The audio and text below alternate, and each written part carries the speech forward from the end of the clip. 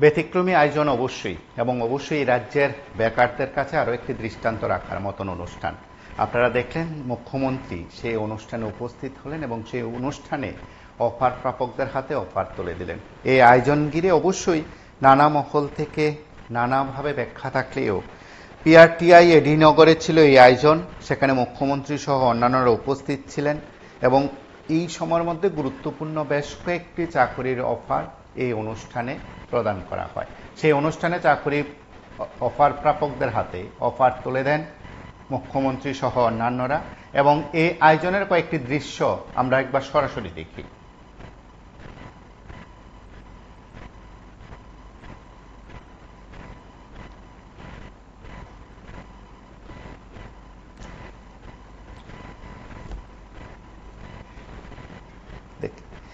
মুখ্যমন্ত্রী সহ অন্যান্যদের উপস্থিতিতে সেখানে পিআরটিআই এডিনগরের অডিটোরিয়ামে সেখানে অফার প্রাপকদের হাতে অফার তুলে দেওয়া হয়।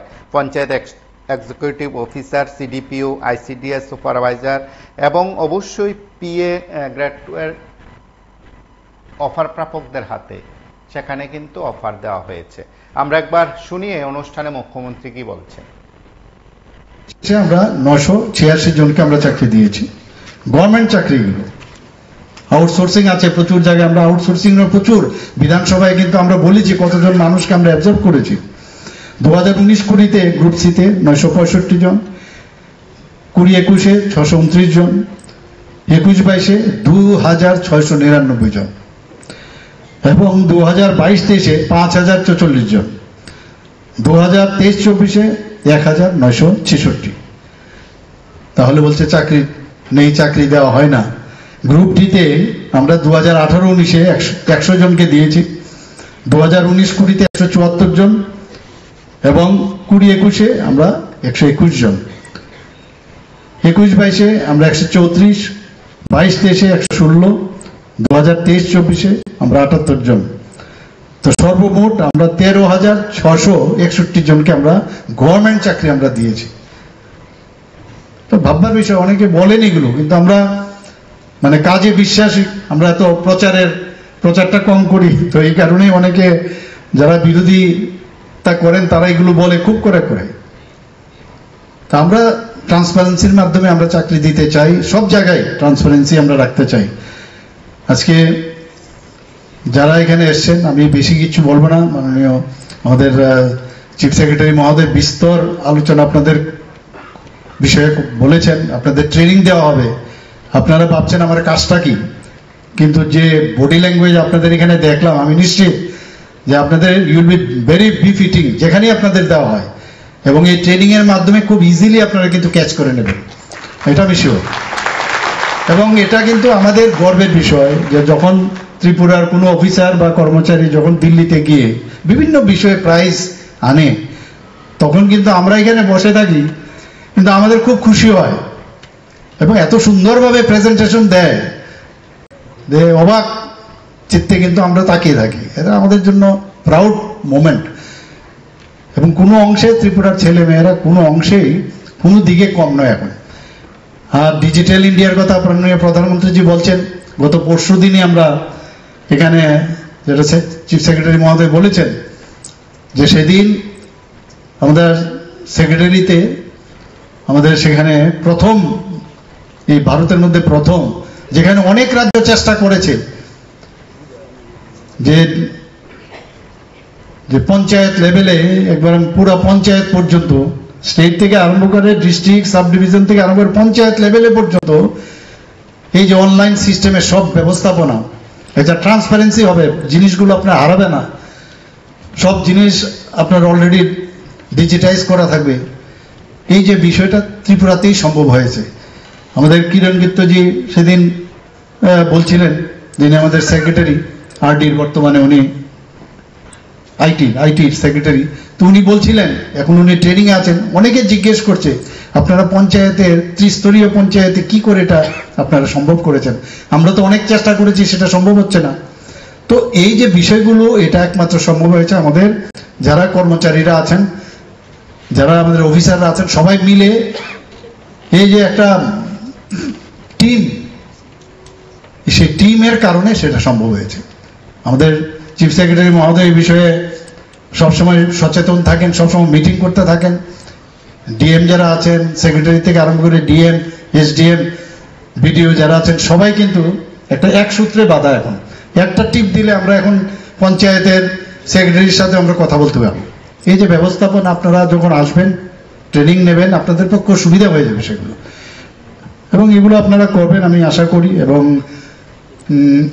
আপনাদের স্বাগত জানাচ্ছি এই ফ্যামিলিতে যোগদান করার জন্য ত্রিপুরা গভর্নমেন্টে, এবং ত্রিপুরার নাম আপনারা অক্ষুণ্ণ রাখবেন। এবং ট্রান্সপারেন্সির বিষয় মাঝে মাঝে এক দুটো খবর আসে, এমুক কর্মচারী, এমুক অফিসার এরকম করেছে। আমাদের সরকার সবসময় চাই যে একটা ট্রান্সপারেন্সির মাধ্যমে সবকিছু হোক। আজকেও এখানে তার প্রমাণ কিন্তু আমরা রেখেছি। মাননীয় প্রধানমন্ত্রীজি একবার একটা জায়গায় বলছিলেন উনি, যে একটা গরিব ফ্যামিলির ছেলে হোক বা মেয়ে হোক, যখন কোনো জায়গায় চাকরির কিছু খবর আসে, সে জানে না কার কাছে যাবে, কাকে ধরবে। এই যে একটা মানবিক চিন্তাধারা মাননীয় প্রধানমন্ত্রীজি বলছেন, কাকে ধরবে, কেন ধরবে?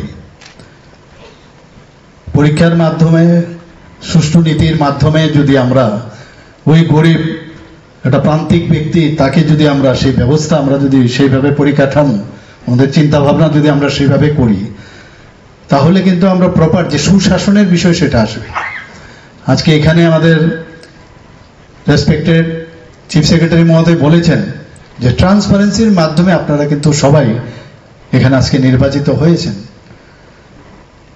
আগে আমরা দেখতাম যে পলিটিক্যাল পার্টির প্রসেশনে হাঁটতে হবে, যেতে হবে, পলিটিক্যাল দাদাদের সাথে যোগাযোগ রাখতে হবে, পার্টির এফিলিয়েশন লাগবে, এইসব হলেই তবেই চাকরি পাওয়া যায়। এখানে একজনও বলতে পারবেন না যে এইভাবে আপনাদের চাকরি হয়েছে। Now you have proved that you are the cream of the society through your exam outcome. এটাই অ্যাকচুয়ালি হওয়া উচিত সব জায়গায়।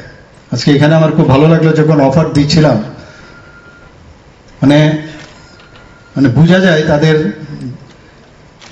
যে কি বলবো, তাদের যে এখানে আসছিল এবং বলার যে স্টাইল, সবকিছুই বডি ল্যাঙ্গুয়েজ বলছে সত্যিই তারা তাদের যে কাজের জন্য ওরা নির্বাচিত হয়েছে, হয়তো ভবিষ্যতে আরো অনেক কিছু হতে পারে, শুধু এখানেই শেষ নয়, হবে। এবং এটা আমাদের জন্য একটা গর্বের বিষয় যে ত্রিপুরার ছেলেমেয়েরা, মানে আমরা স্মার্ট সিটির কথা বলি, স্মার্ট ক্লাসের কথা বলি, কিন্তু all aspect they are very smart নাও।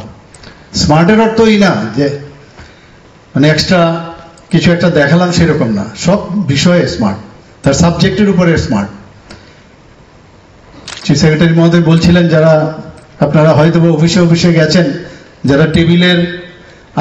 যারা টেবিলে বসেছিল তাদের ওই প্রান্তে আপনারা দাঁড়িয়েছিলেন, কতবার যেতে হয়েছে। আমরাও যেতাম আগে, আমরাও গেছি অফিসে, কিন্তু আজকে আপনারা যেখানে চেয়ারে অন্যরা বসেছিল সেখানে আজকে আপনারা বসবেন। যে জায়গায় এখানে বিভিন্ন দপ্তরে আপনাদের অ্যাপয়েন্টমেন্ট হয়েছে, তখন আপনারা বুঝবেন যে আমি আগে যেভাবে ভাবতাম সেটা এরকম না। এখন you are the family members of Tripura government. এবং এখনো আমরা অনেক যারা কর্মচারী আছে তাদের কথা আমরা কিন্তু, তারা রিটায়ার্ড হয়ে গেছে হয়তোবা, অনেকে ইহলোকেই নেই, তাদের কথা আমরা বলি কিন্তু এখন। এবং শুধু চেহারা দেখে নয়, ওদের কাজের কারণে কিন্তু, এবং কাজের কোনো সাবস্টিটিউশন নেই। এখনো কোনো অফিসে যখন কোনো কথা উঠে যে ওই জায়গায় কাকে দেওয়া যায়, ওই জায়গায় কাকে দেওয়া যায়, তখন কিন্তু টেবিলের মধ্যে যে একটা মতামত আসে, বলে আরে ও তো খুব ভালো কাজ জানে। এটা আপনাদের সবার কিন্তু সেটা প্রুফ করতে হবে। আমি জানি এখন আপনারা পারবেন সেটা, আপনারা অনেক বেশি জানেন, অনেক পড়াশোনা করে তবেই এটা কিন্তু আপনারা ক্লিয়ার করেছেন। তো মাননীয় প্রধানমন্ত্রীজি যেটা বলছেন যে স্বচ্ছ নীতি, স্বচ্ছ ব্যবস্থা, সেই দিকে আমরাও কিন্তু ত্রিপুরা সরকার সেইভাবে আমরা কাজ করছি। এবং এই অফারে আজকে যারা যারা পেয়েছেন তারা নিশ্চয়ই মানে আমি বলবো যে খুশি, সবই খুশি, এবং ফ্যামিলির লোক যারা আছে সবাই খুশি। আপনারা শুনলেন মুখ্যমন্ত্রী এই অফার প্রাপকদের হাতে অফার তুলে দিয়ে বক্তব্য রেখেছেন। তিনি দাবি করেছেন এই সরকারের সময়ে যে চাকরি হয়েছে তার তথ্য যেমন দিয়েছেন, তিনি দাবি করেছেন বিগত দিনে পার্টির লাইনে চাকরি হতো, এখন তার উল্টো ছবি। আপনারা সঙ্গে থাকুন, দেখতে থাকুন PB24।